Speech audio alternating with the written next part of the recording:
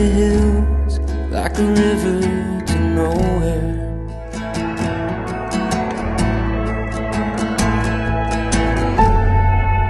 Doing my best, looking for rest, for a marathon mind.